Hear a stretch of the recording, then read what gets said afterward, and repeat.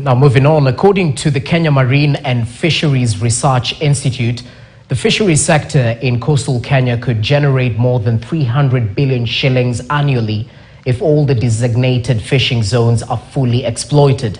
However, most of the exclusive economic zone waters in the Indian Ocean are under areas fishermen lack proper gear. Our reporter, Levis Musumba, caught up with fishermen in Kilifi County who are now turning to new technologies and adopting advanced gear to tap into this underwater gold. Here's that report. For generations, the coastal communities of Kenya have relied on the bounties of the sea. Fishing has been a way of life. Halima Mbaruk is a strong and determined woman from the remote village of Kisumu Ndogo in Kilifi County. She is not only a devoted mother of 4, but also an impressive fishmonger with a lifelong connection to the abundant marine resources that have supported her family for decades. Na hii kazi ya samaki nilianza tangu nianze mpaka sasa hii ni kama miaka 24. Biashara nilianza na kilo 10 za samaki. Wakati huo samaki ilikuwa kilo ni shilingi 50. Halima is an integral part of the backbone of this industry. She tirelessly works to ensure that the fish caught find their way to the tables of the coastal families, despite the challenges she faces in the industry. Biashara samaki ina faida kulingana na bei na soko vile iko. Maana unaweza kusema samaki nimeuzwa rahisi, lakini ukawauza hata ile mali yako isirudi. Kuanzia mwaka juzi nikaona kununua tu peke yake na kukaranga ile pesa hainitoshi. Familia imekuwa. Ndo nikaamua ninunue samaki wa bichi kwa kupitia wavuvi, utapata kidogo bei iko chini, alafu mimi nami wale kuna vijana ambao ni jobless. Kambe na waajiri kazi sasa. Wanaenda kuzungusha samaki wa bichi, alafu wananiletea pesa zangu na mimi napata 10% ya hapo. In the next village, much like Halima, Yunus Abub was born in a family of fisher folks in Lamu County. Fishing was their way of life, and Yunus embraced it as a source of livelihood for over 2 decades. However, it is no longer as lucrative as it once was. Ukweli ni kwamba bahari ilikuwa ina mavuno makubwa sana. Kienda kwa siku unapata 5,000, 6,000. Ikafika mahali paka 10,000 kwa siku na huwa nikishika. Na vyombo vyetu ambazo tulikuwa tukitumia kwa uvuvi zimekuwa ni vidogo na hatuna ule uwezo wa kufikia maeneo ambao sahi kuna samaki wengi.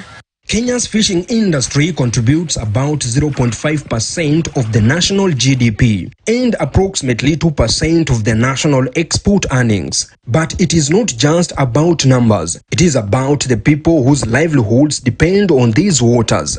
Halima and Yunus are yet to reap the fruits from the bounties of the ocean, as the fisheries sector they depend on faces relentless challenges, including overfishing, climate change, poor infrastructure, and limited access to financial services. Samaki ndiyo maisha yetu. Tunategemea bahari. Tuvue samaki, tulete juu, tuuze, tupeke mahoteli, tupate pesa, tuweze kuikidhi familia zetu. Samaki wakipungua, community inaumia tena vibaya sana.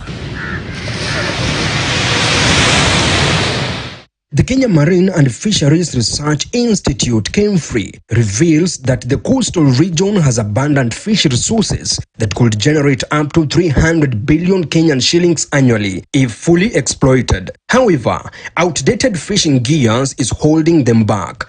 Because of the use of traditional and outdated fishing gear, fishermen are only exploiting about 20% of our fisheries, leaving the rest untapped. The deep sea fishing venture for us is unlocking the blue economy potential.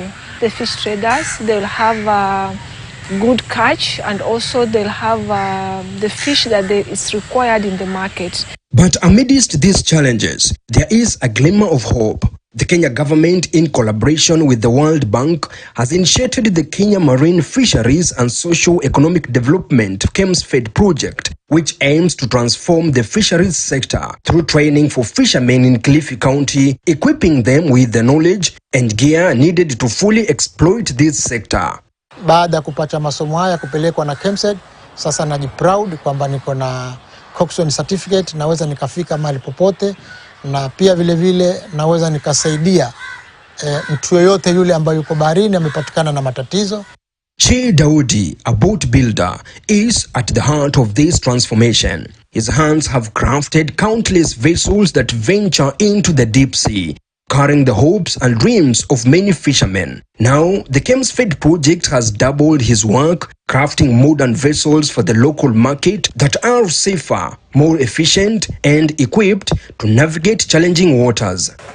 Kwa wavuvi wanafaidi kwamba ile boti kama ile ya zamani inatumia lita 20 pahali, hii inaweza kutumia kama lita 5 au 10 namna hiyo.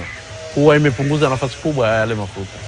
With the right training and gear, fishermen can now venture to the 200 nautical mile fishing limit in the deep seas, where the vast fishery resources await, allowing them to tap into this potential.